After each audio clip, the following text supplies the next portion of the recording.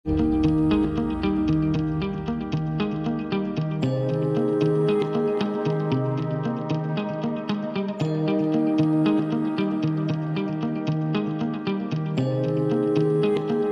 நண்பர்களே, Tamil Nadu sleeper machine கம்பெனியிலிருந்து Saravana Perumal உங்களுடன். நான் வந்து லைவ்ல விளம்பரம் போட்டு ரொம்ப நாள் ஆயிடுச்சு. ஸோ இப்போ நம்ம கொஞ்ச நாள் கழிச்சு ரொம்ப பேசுகிறோம், செப்பலை பற்றி பேசுகிறோம், தொழிலை பற்றி. அதாவது செருப்பு மிஷின் இல்லாமல் செப்பல் தொழில் தயாரிக்கிறது எப்படி நாம் இந்த தொழிலில் வெற்றிகரமாக லாபம் ஈட்ட முடியும், இதுதான் கான்செப்ட். அதாவது மிஷின் வாங்க தேவையில்லை. நம்மளுடைய நோக்கம் வந்து மிஷின் விற்பனை பண்ணுறது இல்லைங்க. நம்மளுடைய நோக்கம் வந்து தமிழ்நாடு ஸ்லீப்பர் மிஷினுடைய நோக்கம் மிஷின் விற்பனை பண்ணுறது இல்லை, ஒவ்வொரு கஸ்டமருக்கும் தொழில் கொடுக்கறது. இப்போ நம்ம உங்ககிட்ட ஒரு 5000 ரூபா காசு இருக்கா, அதுக்கு நான் பிஸ்னஸ் கொடுக்குறேன். ஆனால் எங்கிட்ட 2000 ரூபா தான் காசு இருக்குது சார், அதை வச்சு நான் பிஸ்னஸ் பண்ண முடியுமா, அதுக்கு நான் பிஸ்னஸ் கொடுக்குறேன். எப்படி 2000 காசு வச்சு எப்படி எனக்கு செப்பல் பிஸ்னஸ் கொடுப்பீங்க? ஸோ அதை பற்றி விளம்பரம். இப்போ பொதுவாக வந்து பார்த்தீங்கன்னா நிறைய பேர் வந்து மிஷின் வாங்கணும்னா நிறைய விஷயங்கள், அதாவது எப்படி சொல்கிறதுனா, ஒரு மிஷின் வாங்கணும், அந்த மிஷினை சரியான முறையில் ஃபிட் செய்யணும். அதாவது இப்போ பார்த்தீங்கன்னா இப்போ ஒரு கிரைண்டிங் மோட்டார் இது, இந்த கிரைண்டிங் மோட்டாருக்கு ஒரு டேபிள் வச்சு நம்ம ஃபிட் பண்ணியிருக்கோம். ஸோ அதுக்கு ஒரு எலக்ட்ரிஷியன் வேலை செஞ்சுருக்கோம்.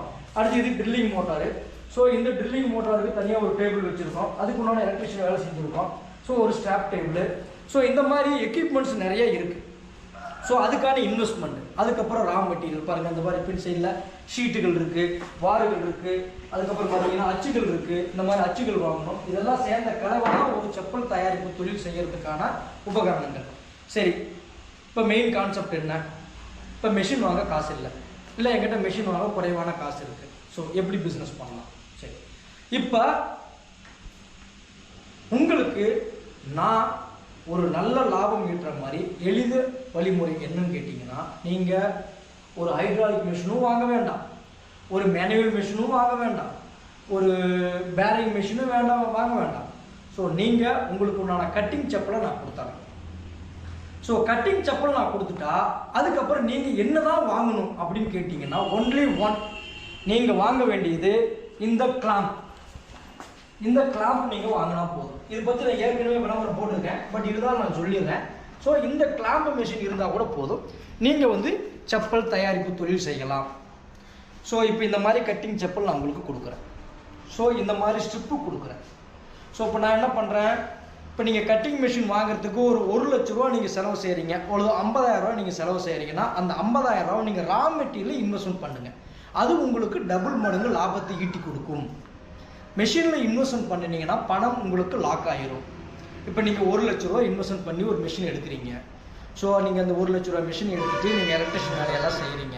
ஸோ அடுத்தது நீங்கள் ரா மெட்டீரியல் பர்ச்சேஸ் பண்ணணும். இப்போ ரா மெட்டீரியலுக்கு உங்களுக்கு ஒரு குறைஞ்சபட்சம் ஒரு 50,000 முதலீடு வைக்கணும். இப்போ நான் என்ன சொல்ல வரேன்னா, நீங்கள் 1 லட்ச ரூபா மிஷினுக்கு நீங்கள் பர்ச்சேஸ் பண்ணுறதுக்கு பதிலாக நீங்கள் அந்த காசை ரா மெட்டீரியல் இன்வெஸ்ட்மெண்ட் பண்ணுங்கள். உங்களுக்கு வேண்டிய செப்பல்ஸை, கட்டிங் செப்பல்ஸை நான் கொடுக்குறேன்.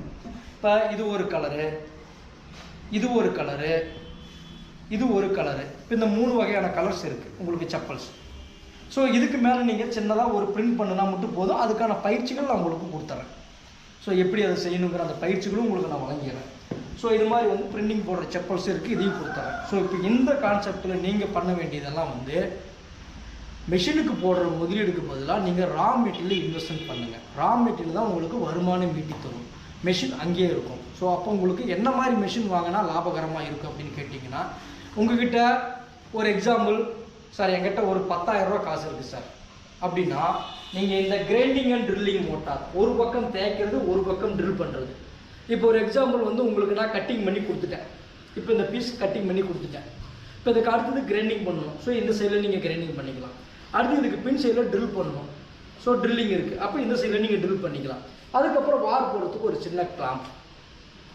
ஸோ இதுக்கு நீங்கள் வைக்கிற இன்வெஸ்ட்மெண்ட்டு வெறும் 6,000 ப்ளஸ் ஒரு 300 ரூபா, 6,300 ரூபா இருந்தால் போதும். இந்த 2 பொருளையும் நீங்கள் வாங்கி உற்பத்தி செய்யலாம். சரி சார், என்கிட்ட இன்னும் கொஞ்சம் அதிகமாக காசு இருக்குது சார், ஸோ நான் வந்து இந்த வேலை செய்கிறதுக்கு எனக்கு கொஞ்சம் கஷ்டமாக இருக்குது, அதனால் நான் இன்னும் கொஞ்சம் அதிகமாக நான் காசு வச்சுருக்கேன். ஸோ அதுக்கு என்ன மிஷின் வாங்கினா பெட்டராக இருக்கும் சார் அப்படின்னு நீங்கள் கேட்டிங்கன்னா, ஃபஸ்ட்டு அதுக்கு நீங்கள் செய்ய வேண்டியதெல்லாம், இப்போ இந்த மாதிரி கிரைண்டிங் மோட்டாரை தனியாக வாங்கிக்கணும். ஸோ இதுக்கு வந்து பார்த்தீங்கன்னா ப்ரைஸ் நிறையா இருக்குது. 5,000 இருக்குது, 6,000 இருக்குது, 8,000 இருக்குது, 10,000 இருக்குது. ஸோ இதனுடைய வேலை என்னென்னா, நான் கட்டிங் செப்பல் கொடுத்துட்டேன். ஸோ இந்த மாதிரி ஒரு கட்டிங் செப்பல் கொடுத்துட்டேன்.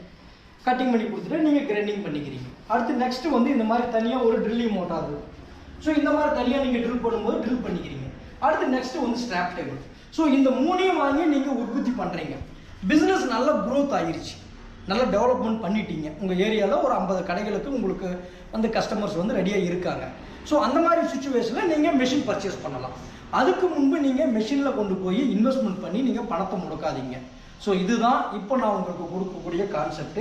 ஏற்கனவே என்கிட்ட மெஷின் வாங்கினவங்களுக்கும் சப்போஸ் அவங்களால வந்து உற்பத்தி பண்ண முடியல அப்படின்னாலும் அந்த ஏரியாவில் இருக்கிற, இப்போ நீங்கள் மிஷின் வாங்கிட்டீங்க, என்கிட்ட ஒரு கஸ்டமர் வாங்கியிருக்காரு, இப்போ மதுரையிலையோ தஞ்சாவூர்லையோ ஒருத்தர் வாங்கிட்டாரு.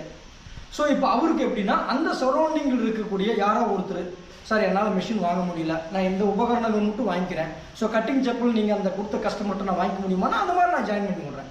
நம்ம மதுரையில் கொடுத்துருக்கோம், தஞ்சாவூரில் கொடுத்துருக்கோம், சிவகங்கையில் கொடுத்துருக்கோம், நிறைய இடங்களில் நாங்கள் மிஷின் கொடுத்துருக்கோம். ஸோ அந்த மாதிரி இடங்கள்லையும் நீங்கள் வந்து மிஷின்ஸ் வாங்கி அவங்கக்கிட்ட கட்டிங் செப்பல் வாங்கி நீங்கள் உற்பத்தி பண்ணிக்கலாம். அவங்களுக்கு உண்டான ரா மெட்டீரியல் நாங்கள் இங்கேருந்து கொடுத்துருவோம். ஸோ அவங்களுக்கும் ஒரு பிஸ்னஸ், உங்களுக்கும் ஒரு பிஸ்னஸ். ஸோ இந்த விளம்பரம் உங்களுக்கு பிடிச்சிருக்குன்னு நினைக்கிறேன்.